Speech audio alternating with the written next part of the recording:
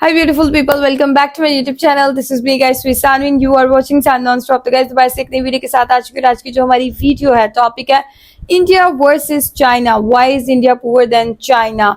तो ये क्वेश्चन जो है वो हर किसी के माइंड के अंदर आता है और मुझे सजेशन आई थी अभिषेक चौधरी के चैनल की ये वीडियो है, लाइक करना है, सब्सक्राइब करना है, दोस्तों के साथ इस वीडियो को शेयर करना है आप लोगों ने. और इस टॉपिक के ऊपर वीडियो के साथ साथ और लास्ट पे मैं भी अपनी डिस्कशन, अपनी सारी बातें जो है वो करूंगी.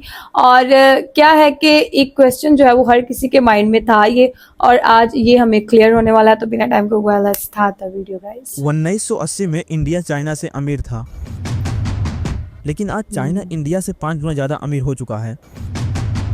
इन 45 सालों में चाइना ने ऐसा क्या किया जिससे वो आज इतना ज्यादा आगे निकल गया? ऐसे कौन कौन से कारण है जिससे हम चाइना से टेक्नोलॉजी पे ज्यादा काम किया होगा आई थिंक सो. तो आप वीडियो के लास्ट तक बने हैं ना मेरे साथ. 15 अगस्त 1947 को भारत ब्रिटिश राज से आज़ाद हुआ, जबकि चाइना 1 अक्टूबर 1949 को अपने सिविल वार से आज़ाद हुआ था. आज़ादी के बाद दोनों देश गरीबी, भूखमरी, कुपोषण, खराब इंफ्रास्ट्रक्चर और रुकी हुई अर्थव्यवस्था का सामना कर रहे थे. उस समय इंडिया का पर कैपिटा इनकम लगभग 250 रुपया था और चाइना का 165 रुपया. दोनों देशों के लोग ज्यादातर एग्रीकल्चर पर निर्भर थे, लेकिन आज़ादी के बाद दोनों देशों ने अलग अलग रास्ता चुना.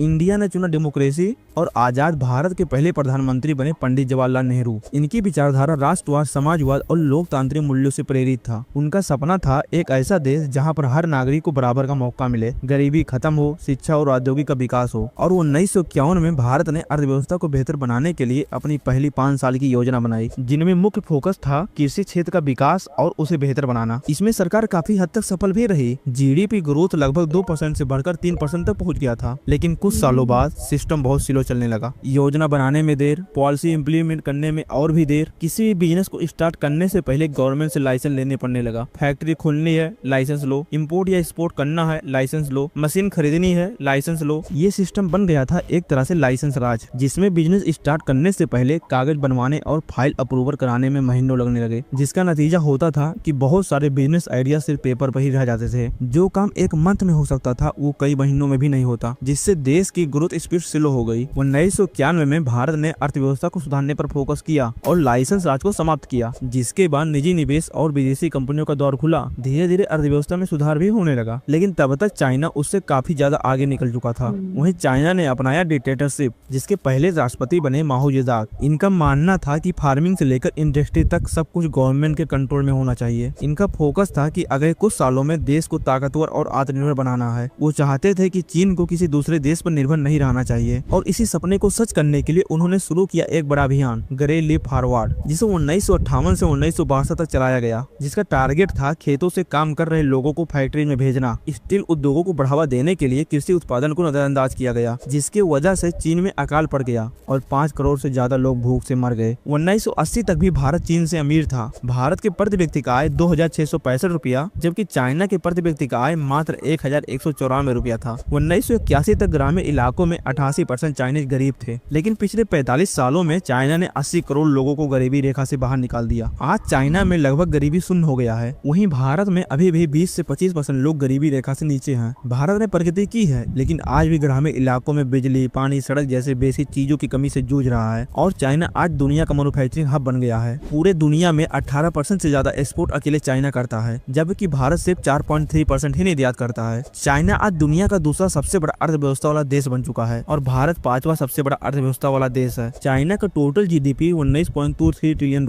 है, वहीं भारत का टोटल जीडीपी सिर्फ $4.19 ट्रिलियन है. तो चाइना इतना ज्यादा आगे कैसे चला गया, ये हम आगे जानेंगे. 1978 के पहले माओ जेदांग के शासनकाल में चाइना की इकोनॉमी एकदम टूट चुका था, लेकिन आज चाइना दुनिया का दूसरा सबसे अमीर देश बन गया है. इसका शुरुआत हुआ जब माओ जेदांग के बाद 1978 में डेंग जियाओपिंग का शासनकाल आया. इन्होंने आते ही सबसे पहले किसानों को खेती में फ्रीडम दिया कि अब वो अपने मर्जी की फसल उगा सकते हैं, पर सभी किसानों को अपने फसल का एक निश्चित मात्रा सरकार को बेचना पड़ेगा. लेकिन ये कोटा कंप्लीट होने के बाद उससे ज्यादा जितना भी फसल वो उगा सके उसको वो कभी भी कहीं पर भी बेच सकते हैं और एक्स्ट्रा इनकम कमा सकते हैं. जिसका नतीजा हुआ कि किसान खेती में रुचि लेने लगे, जिससे इनोवेशन भी बढ़ा। यही आइडिया अपनाया इन्होंने फैक्ट्री पर भी। अभी तक चाइना में जो भी इंडस्ट्री फैक्ट्री थी उसे मैनेज करने की रिस्पॉन्सिबिलिटी गवर्नमेंट के लोगों को दी जाती थी, लेकिन डेंग ने ये सिस्टम चेंज कर दिया और कहा अब से फैक्ट्री को मैनेज करने की रिस्पॉन्सिबिलिटी फैक्ट्री में काम करने वाले वर्कर और मैनेजर को दी जाएगी। उनके पास फ्रीडम रहेगा कि क्या बनाना है, कितना प्रोडक्शन करना है, कितने दाम में बेचना है और सैलरी कितना मिलेगा, जिससे काम करने वाले जो वर्कर थे उनके अंदर कंपनी पर अपनापन का भावना आने लगा, जिसके बाद वो पहले से ज्यादा बेहतर काम करने लगे। फिर इन्होंने एक और बड़ा स्टेप लिया, वो था शिक्षा में क्रांति लाना, लोगों को शिक्षित करने पर फोकस करना। इसी के चलते 1986 में एक कंपल्सरी एजुकेशन लॉ लाया गया कि 9 साल तक चाइना के हर एक बच्चे को एजुकेशन लेना अनिवार्य है। इसका लक्ष्य था कि सभी बच्चे को बिना किसी भेदभाव के प्राथमिक और जूनियर हाई स्कूल स्तर तक की शिक्षा प्राप्त हो सके। धीरे धीरे सरकार ने एजुकेशन पर और भी ज्यादा फोकस किया। जहां पर गवर्नमेंट 1986 तक अपने जीडीपी का 2% हिस्सा एजुकेशन पर खर्चा करता था, वो 2024 तक बढ़कर 4.3% पहुंच गया। चाइना ने टेक्नोलॉजी और स्किल बेस्ड एजुकेशन पर भी बहुत फोकस किया। साथ में चाइना ने इंफ्रास्ट्रक्चर को बेहतर बनाने में भी काफी ज्यादा फोकस किया, जैसे सड़कें, पोर्ट, रेलवे, एयरपोर्ट। साल 1998 में चाइना ने स्पेशल इकोनॉमिक जोन सेच को स्थापित किया, जिसके तहत अंडर डेवलप एरिया को परफेक्ट प्लानिंग के साथ डेवलप किया। जैसे शेंजन जो एक छोटा फिशिंग विलेज था, यहाँ पर विदेशी कंपनियां लाई गई, टैक्स में छूट दिए गए, रूल रेगुलेशन में कमी की गई ताकि वो बड़े पैमाने पर यहाँ पर इन्वेस्ट करे। आज शेंजन दुनिया का मैन्युफैक्चरिंग हब बन गया है, जहाँ पर एप्पल, हुआई जैसे बड़े कंपनी के लिए इलेक्ट्रॉनिक बनते हैं। चाइना ने डिसाइड किया कि हम दुनिया भर के लिए प्रोडक्ट बनाएंगे, फिर उसे एक्सपोर्ट करेंगे। इन्होंने इसका शुरुआत कपड़े, जूते, टॉय से किया, फिर धीरे धीरे मोबाइल, लैपटॉप, टीवी और कार टेक्नोलॉजी पे चीजों को चाइना मुझे पहले ही था कि हो पा रहा था सिर्फ स्किल बेस्ड और डिसिप्लिन लेबरों की वजह से। अगर एक ब्रिज 5 साल में बन सकता है तो चाइना उसे 1 साल में बनाने की कोशिश करता है। आज चाइना के पास दुनिया का सबसे बड़ा 40,000 किलोमीटर दूरी का बुलेट ट्रेन नेटवर्क है और दुनिया का सबसे बड़ा बंदरगाह संगाई इंडिया में भी आ रही बुलेट चाइना में व्यवसायिक स्कूल हैं जहां पर छात्रों को विशेष काम या नौकरी के लिए आवश्यक स्किल सिखाया जाता है। चाइना ने साल 1988 में जोंग आनचुन नाम से एक साइंस पार्क बनाया, जो कि टेक्नोलॉजी और इनोवेशन का हब है। कई हाईटेक कंपनी, रिसर्च इंस्टीट्यूट और यूनिवर्सिटी यहाँ पर आपको देखने को मिल जाएंगे। DJI drone, Huawei, Xiaomi, OnePlus, Vivo, Oppo, Realme, techno,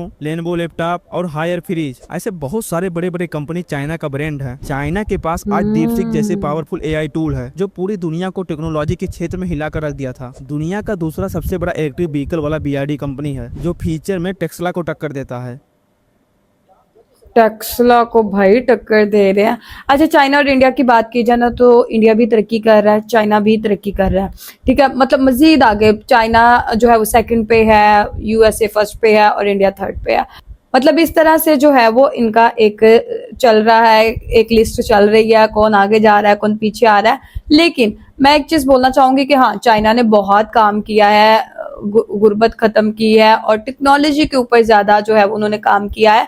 और अब आप लोगों ने देखा होगा, नोटिस किया होगा कि इंडिया भी टेक्नोलॉजी के ऊपर काम कर रहा है और हम एक पाकिस्तान के अंदर टेक्नोलॉजी में इतना अच्छा काम नहीं हो रहा। आप लोगों को पता है कि माइक्रोसॉफ्ट कंपनी वाले यहाँ से जो है वो उन्होंने बोला हम तो जा रहे हैं भाई, यहाँ पे हमारा बहुत ज्यादा लॉस हो रहा है। तो टेक्नोलॉजी में हम लोग पीछे हैं।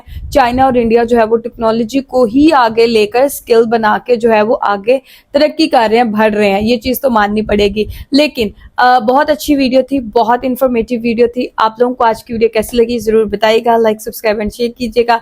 चलिए गाइस, मिलते हैं आपको नेक्स्ट वीडियो के अंदर। Bye bye.